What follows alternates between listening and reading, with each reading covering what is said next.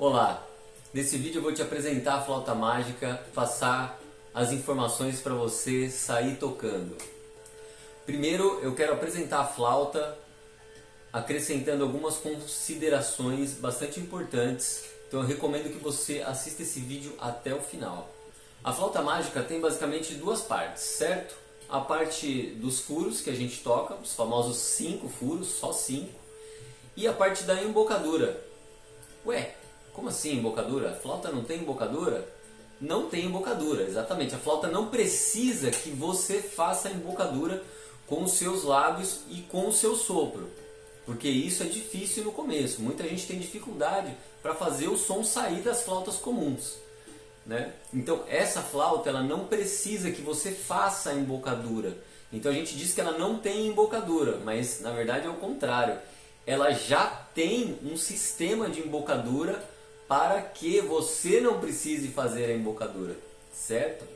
Então eu vou falar agora desse sistema aqui de embocadura, que é a parte mais delicada da sua flauta.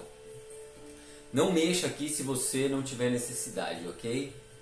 Vou apresentar agora aqui como é que funciona esse sistema. É uma tecnologia bastante antiga e que funciona maravilhosamente bem. Seguinte, essa flauta ela tem duas câmaras de ar, ela tem uma divisão aqui no centro em que o tubo da flauta ele é fechado. Então a gente sopra o ar aqui na primeira câmara de ar. O ar sai por esse orifício aqui, ó. Sai por esse orifício e passa por uma estreita canaleta que é fechada por essa tampinha aqui, ó. Que você não deve ficar mexendo à toa, tá? Essa tampinha serve também para fazer uma regulagem da intensidade do nosso sopro, para ajustar melhor a flauta à intensidade do nosso sopro. Então o ar sai por esse orifício, passa por essa canaleta e atinge o segundo orifício dessa forma bem direcionada, que a gente não precisa fazer isso, que a flauta já faz, certo? Então a hora que esse ar direcionado atinge o segundo orifício, ele põe a coluna de ar que está dentro da flauta em vibração. E aí sai o som. Certo? Nesse caso foi uma coluna de ar pequenininha, porque está com os furos todos abertos. Esse orifício aqui, a gente não pode colocar a mão muito perto dele aqui, porque senão a gente atrapalha o som, tá? Porque o ar que sai de dentro da canaleta, ele incide esse furo, essa fenda, e parte do ar sobe e parte do ar entra. Então essa parte do ar que sobe, ela não pode ter nenhuma interrupção. Olha só, vou interromper ela para você entender do que eu estou falando.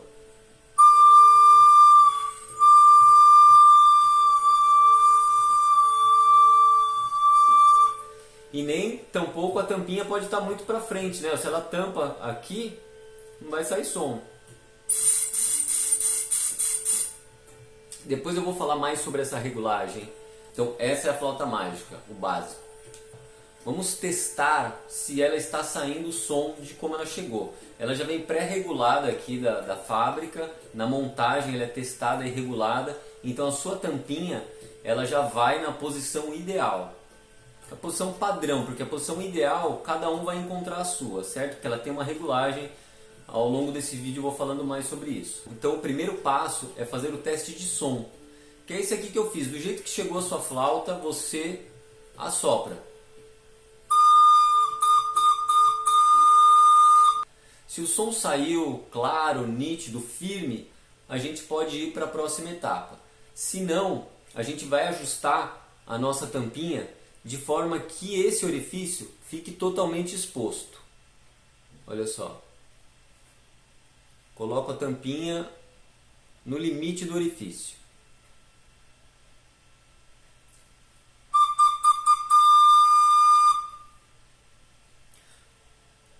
Ajusta aqui até sair o som. Ok, deve ser o som nítido. Lembrando que o sopro aqui não pode ser muito intenso e nem também muito fraco. É um sopro médio. Como se você fosse assoprar uma vela tranquilamente, sem fazer muito esforço, tá?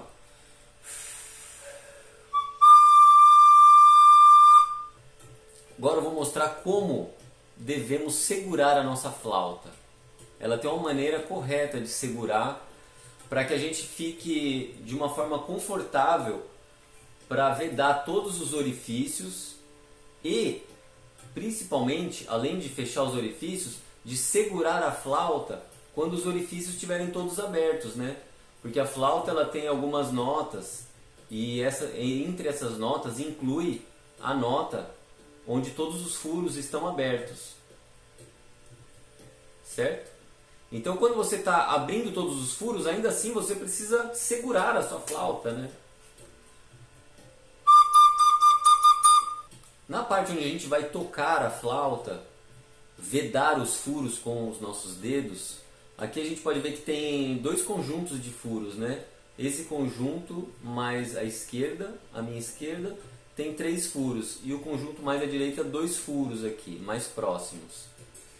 Eu costumo segurar a minha flauta nesse conjunto de 2 furos com a mão direita, né? Com o dedo indicador e o dedo médio. Polegar aqui embaixo. E esse dedo aqui, o dedo anelar da minha mão direita, eu deixo ele aqui nesse espaço, ó. Tá vendo? Ele fica nesse espaço entre os dois conjuntos de furos, ó. Porque ele vai me ajudar a segurar a flauta quando eu não estiver apertando, tampando furo nenhum, certo? Pode ser a mão direita nessa posição ou pode ser a esquerda, não tem regra, tá? Muita gente prefere colocar a mão direita na frente e, portanto, colocar a mão direita aqui atrás, parte de trás da flauta, perto da embocadura. E aqui, ó, a mão esquerda, indicador, dedo médio, anelar. E aqui, o dedinho, ele pode muitas vezes repousar aqui para ajudar, ó. Então o único dedo que sobra mesmo é esse dedinho aqui, da minha mão direita, né? Ó, olha só, abrindo todos os furos e segurando a flauta, fechando os furos e segurando a flauta.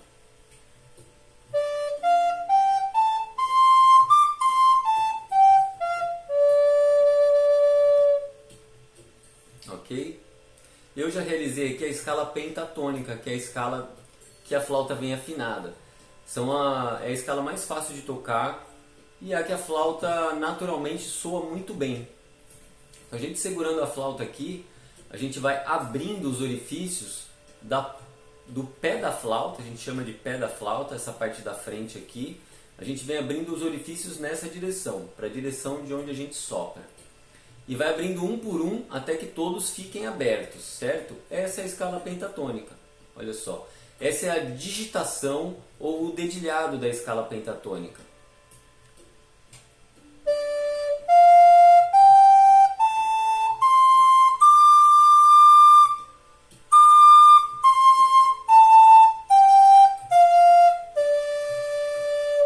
Esse é o primeiro exercício que você deve fazer para conseguir tocar com clareza, nitidez e boa sonoridade todas as notas musicais da escala pentatônica da sua flauta. Muita atenção para vedar os orifícios aqui, porque se você fecha parcialmente os furos, vai haver vazamento de ar e o som não vai ficar legal. Você pode achar que é aqui o problema, mas não, é aqui nos seus dedos, tá? No começo a gente demora um tempinho para vedar bem as notas. Você pode começar vedando na direção do seu sopro, ou seja, com todos abertos. E depois você vem fechando um por um.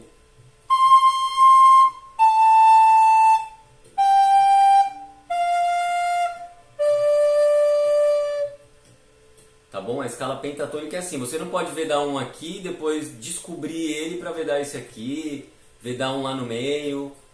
Vão surgir notas totalmente estranhas à escala, que podem soar de forma bem diferente, ok? Existem outras combinações de furos, porque essa é a flauta, ela pode tocar diversas outras escalas. certo? Ela é muito versátil nesse sentido. Porém, o básico para você começar é a escala pentatônica. Então foca nisso, esse exercício.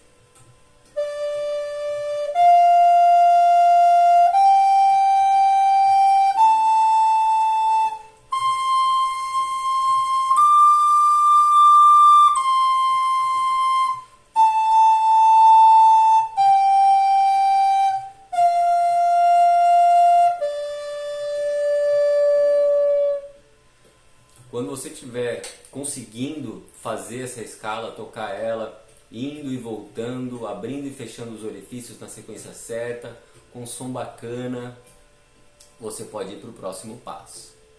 Falando um pouco mais sobre o sistema de embocadura e a regulagem do sopro, existem duas referências básicas que a gente usa para fazer essa regulagem. Uma é a nota mais aguda, onde todos os orifícios estão abertos, que foi o primeiro teste que a gente fez, certo? E a outra é para a nota mais grave da sua flauta, o som mais grave, onde todos os orifícios estão fechados.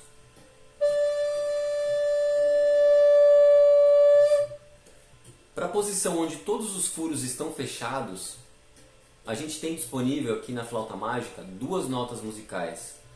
Qual delas você vai tocar vai depender do seu sopro e da intensidade dele. Olha só.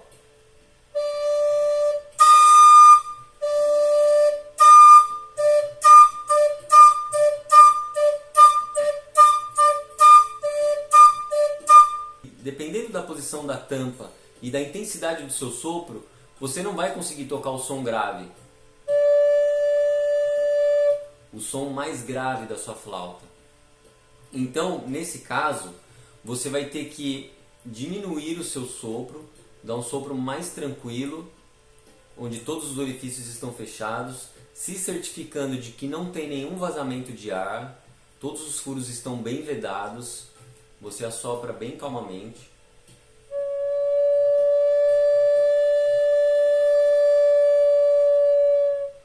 Um sopro bem sutil. Agora, o quão sutil esse sopro vai ser pode ser influenciado pela posição da tampa.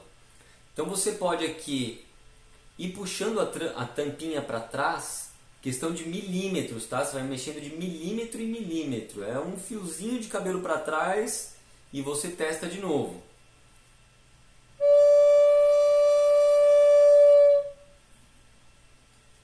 Até que você vai puxando tanto para trás que o som vai ficando feio, vai ficando cheio de ar, né? Principalmente nas notas agudas. Quanto mais para trás você puxa a tampa, mais forte você precisa soprar. Porém, mais ar vai aparecer no som. Olha só, puxei tanto para trás que já não está saindo o meu som mais agudo. Vou puxando um pouquinho para frente, ó. Tem quase que um centímetro aqui antes do meu orifício, olha só. Então eu vou empurrar um pouquinho para frente, alguns milímetros. Começou a sair o som, ó, ainda está bem para frente. Minha tampinha está terminando aqui, ó. Já tem mais de meio centímetro aproximadamente aqui pelo visual. Que vai dar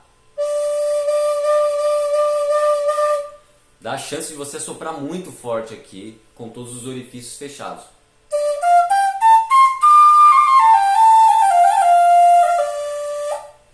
Porém o som fica com mais ar, né? Tudo bem você usar numa posição assim que seja confortável para você tocar no começo. Depois a gente vai aprendendo a controlar mais o nosso sopro, a fluir mais com o som, com a nossa respiração.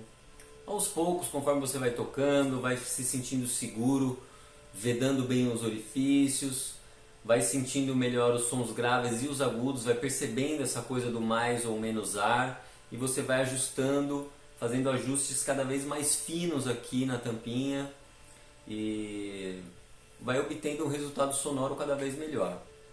Existe também uma condição que acontece aqui, principalmente no começo, quando a gente assopra muito forte e saliva muito, a flauta pode, essa canaleta de ar, que é muito, por onde o ar passa, é muito estreita e começa a acumular saliva.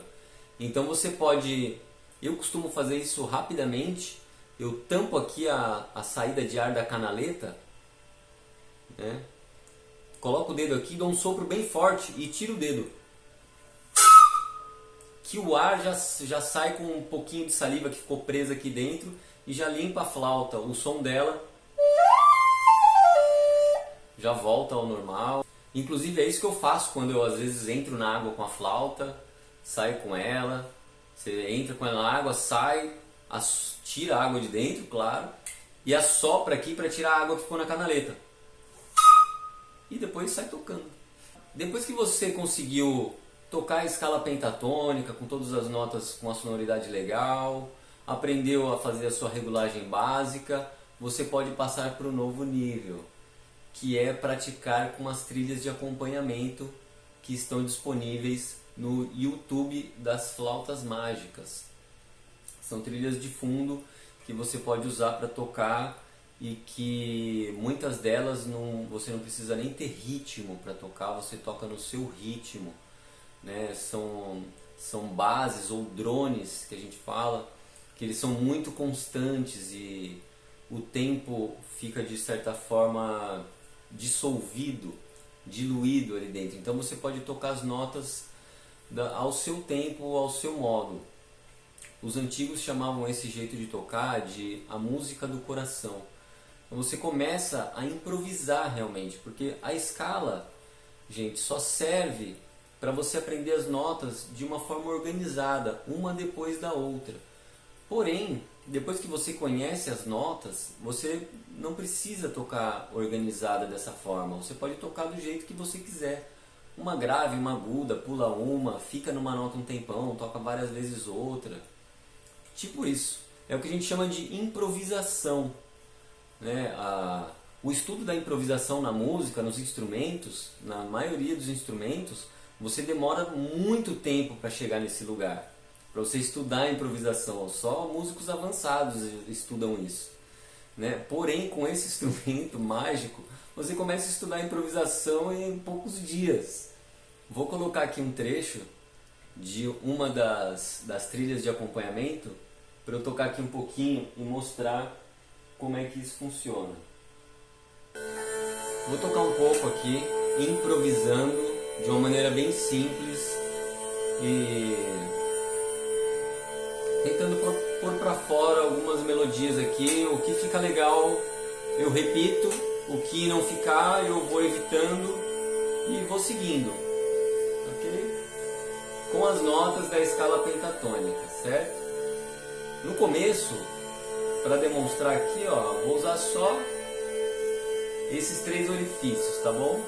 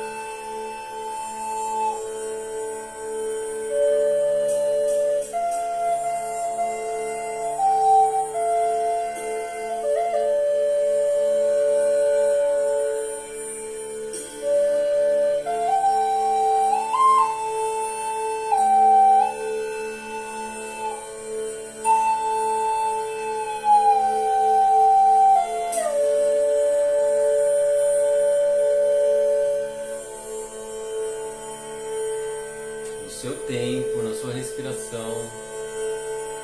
É uma prática que 10 minutos fazendo isso aqui você vai relaxar, você vai se sentir muito mais tranquilo, sua mente vai limpar e você, com o som da flauta, com o sopro, você vai literalmente pondo coisas para fora e vai imprimindo esse som no ar, no ambiente. Quem estiver perto, quem estiver passando, quem ouvir vai sentir um pouco disso também.